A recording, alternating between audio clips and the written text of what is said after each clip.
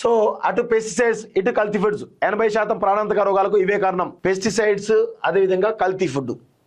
మరి ఈ యొక్క రెస్టారెంట్లలో కల్తీ ఫుడ్, మరి వీటి గురించి ఫుడ్ కమిషన్ ఏం చేస్తున్నట్టు? మరి ఫుడ్ కమిషన్ బలోపేతం చేసేలా రాష్ట్ర ప్రభుత్వం చర్యలు తీసుకోవాలి కదా, ఎందుకు తీసుకోలేకపోతుంది? ఒకసారి మీరు గమనించండి. మొత్తం హైదరాబాద్ కానీ ఏ నగరాల్లో అయినా తీసుకోండి, మా తెలంగాణలో ఉన్నటువంటి వరంగల్ కావచ్చు, ఖమ్మం కావచ్చు, ఏ నగరమైనా తీసుకోండి, రెస్టారెంట్లల్లో నాణ్యమైనటువంటి ఫుడ్ పెడతలేరు. ఇక్కడ పండ్ల షాపులల్లో నాణ్యమైనటువంటి పండ్లు పెడతలేరు. ఇప్పుడు మీరు గమనించండి, అరటిపండు ఉంటుంది, మీకు అరటిపండు చూడగానే పసుపచ్చ కనబడుతూ ఉంటుంది, అబ్బా నిగనిగలాడుతూ ఉంటుంది, తినాలి అన్న కోరిక ఉంటుంది, తింటే కూడా అదే టేస్ట్ ఉంటుంది. కానీ అది రసాయనాలతో చేసినటువంటి అరటిపండు, దానిలో ఇంజెక్షన్ ఇస్తారు. సో మీరు ఒకవేళ అరటిపండు తినాలనుకుంటే పచ్చి అరటి పండ్లను కొనుక్కొని ఇంటికి వెళ్ళి మగ్గబెట్టండి, పెడితే అవి పండుతాయి, అప్పుడు ఇంకా టేస్ట్ అద్భుతంగా ఉంటుంది. ఇప్పుడు దొరికేటువంటి పసుపచ్చగా ఉండే అరటిపండ్లు దొరుకుతాయి కదా, మనం ఆబ్వియస్గా అవే కొంటాం, ఎంత చెప్పినా అవే కొంటాం, మన మానసికమైన స్థితి కూడా అట్లే ఉంటుంది. సో అవే కాదు, ఇప్పుడు యాపిల్ పళ్ళు ఉంటాయి, యాపిల్స్ బయట పొర అంతా కూడా ఎర్రగా మంచి నిగనిగలాడేలా చేస్తారు, అది కూడా ఇంజక్షన్లతోటే. దానిమ్మ ఉంటుంది, ఎర్రగా నిగనిగలాడేస్తారు, అది కూడా అదే పరిస్థితి. ఇప్పుడు పుచ్చకాయ ఉంటుంది, పుచ్చకాయ లోపల మీరు ఒకసారి కట్ చేసినట్లయితే ఎర్రగా కనబడుతుంది కదా, ఆ ఎర్రగా కనబడేదంతా కూడా ఒరిజినాలిటీ కాదు, అది దానిలో కూడా ఇంజక్షన్ ఇస్తారు. ఇంజక్షన్ చేయడంతో అదంతా ఎర్రగా అయిపోతుంది.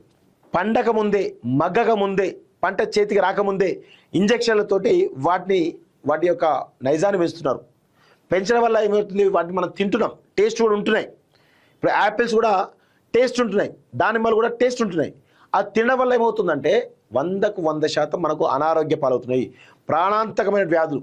ఇప్పుడు మీకు బ్యాక్ పెయిన్ వస్తున్నా, పొట్ట వస్తున్నా, లేకపోతే డయాబెటీస్ వస్తున్నా, బీపీ వస్తున్నా, షుగర్లు వస్తున్నా, క్యాన్సర్లు వస్తున్నా, రకరకాల చర్మ వ్యాధులు వస్తున్నా, ఏ రోగాలకైనా సరే ఈ యొక్క ఆహార పదార్థాలే కారణం.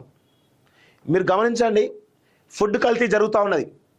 ఇప్పుడు కుళ్ళిన మాంసం ఇక్కడే వచ్చింది చూడండి, సంచుల్లో 14 టన్నుల కుళ్ళి మాంసం, ఇవన్నీ ఎక్కడికి పోతాయి? ఇవన్నీ కూడా ఏ ప్యారడైజ్కి పోతాయి, ఏ బవార్చికి పోతాయి, ఏ మెరడినికి పోతాయి, ఏ మెఫ్కిలో పోతాయి, బవార్చి రెస్టారెంట్కి పోతాయి, లేకపోతే రకరకాల రెస్టారెంట్లకు పోతాయి, 100కు 100% పోతాయి. అక్కడికి వెళ్ళి మనం మామూలు కాదు, వాడు వేసే మసాలాలు, బిర్యానీ వేసే మసాలాల టేస్ట్ తోటి గింత తినాల్సింది మనం గింత తింటాం. ఏమవుతుంది, మన ఆరోగ్యాలు ఖరాబ్ కావా? మనకు 30 ఏళ్ళకే వృద్ధాప్యాలకు వచ్చేటువంటి పరిస్థితి వస్తూ ఉంది, బట్టతలు వస్తూ ఉంది, ఇక రకరకాల రోగాలు వస్తూ ఉన్నాయి. సో దీన్ని కట్టడి చేయాలంటే రాష్ట్ర ప్రభుత్వం ఒక సీరియస్గా ఒక కమిషన్, ఫుడ్ కమిషన్ని బలోపేతం చేయాలి. ఫుడ్ కమిషన్ని బలోపేతం చేసి కఠినమైనటువంటి చట్టాలు తీసుకురావాలి, ప్రజల ఆరోగ్యాలను కాపాడడానికి చట్టాలు తీసుకురావాలి. ఇప్పుడు విషయం ఏమవుతుందంటే ఆరోగ్యాలు ఖరాబ్ అవుతుంది, ఇదంతా కూడా కామన్గా అనుకుంటారు అందరూ, ఏజ్తో వచ్చేటువంటి ప్రాబ్లం వస్తాయి అని అనుకుంటున్నారు చాలామంది. కానీ ఫుడ్ వల్ల అనేటువంటి విషయం ప్రభుత్వానికి కూడా అర్థమవుతలేదు. ప్రభుత్వం ఇప్పుడు వీటి వల్ల జరుగుతున్న అనర్థాలు ఎంత నిర్వీర్యం అవుతుంది, యువత అంతా కూడా 40 సంవత్సరాలకే నడవలేని పరిస్థితులు కనబడతా ఉన్నారు. 40 సంవత్సరాలకే కనీసం ఒక పెద్ద ఎత్తున వెయిట్స్ లిఫ్ట్ చేయలే పరిస్థితి కనబడతా ఉంది. ఇంత కనబడతా ఉంటుంది, ఇదంతా కారణం ఏంది? 100కు 100% ఫుడ్ కల్తీయే. ఈ ఫుడ్ కల్తీ వల్ల జరిగేటువంటి అనర్థాలు ఏవైతే ఉన్నాయో దానికి సంబంధించి ప్రభుత్వాలు ఈ ఫుడ్ కమిషన్లు బలోపేతం చేయాలి. ఎక్కడికక్కడ ఏ జోన్కు ఆ జోను భారీగా రిక్రూట్మెంట్ చేయాలి, తనిఖీలు చేయాలి. తనిఖీలు చేయడమే కాకుండా వాడు కల్తీ ఫుడ్ సప్లై చేస్తున్నాడు, కల్తీ పండ్లు సప్లై చేస్తున్నాడు అంటే మొత్తం సీజ్ చేయాలి, వాడి మీద క్రిమినల్ కేసులు పెట్టాలి, వాడు ఇంకోసారి పండ్లు అమ్మకుండా మన చర్యలు తీసుకోవాలి. అట్లా చేస్తేనే ఈ సమాజం బాగుపడుతుంది. అట్లా చేయనంత వరకు ఈ సమాజం ఇట్లే ఉంటుంది. ఇప్పుడు మనం కూరగాయలు కొంటూ ఉంటామండి, ఏమైతే కూరగాయలు అన్నీ కూడా పెస్టిసైడ్స్ తోటి పెంచే. సో రాను ఇంకా పెరుగుతాయి, రాను ఇంకా పెరిగి మానవుని యొక్క ఈ కాలం, మరణించే కాలం, జీవితకాలం తగ్గుతూ ఉంటుంది, రోగాలు వస్తూ ఉంటాయి, నడవే పరిస్థితిలో ఉంటారు, బ్యాక్ పెయిన్లు, ఇక రకరకాల రోగాలతోటి సతమతం కాక తప్పదు. సో దానికోసమే రాష్ట్ర ప్రభుత్వం చర్యలు తీసుకోవాలి, 100కు 100% తీసుకోవాలి. రాష్ట్రంలో పెరుగుతున్నటువంటి కిడ్నీ, క్యాన్సర్, లివర్ రోగాలకు అదుపులేని పురుగు మందుల వాడకం, విచ్చలవిడి ఆహార కల్తీలే ప్రధాన కారణమని నిపుణులు హెచ్చరిస్తున్నారు.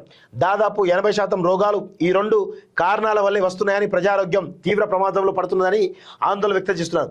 వెంటనే ప్రత్యేక రోడ్ మ్యాప్ రూపొందించి అమలు చేయకపోతే భవిష్యత్తులో పంటల సాగుతో పాటు సాధారణ జీవనం కూడా అతలాకుతలమవుతుందని హెచ్చరించారు. వరి, పత్తి, మొక్కజొన్న, మిరప, కందులు, కూరగాయల సాగులో మోతాదుకు మించి ప్రమాదకర రసాయనాలు వాడుతున్నట్లు పేర్కొన్నారు.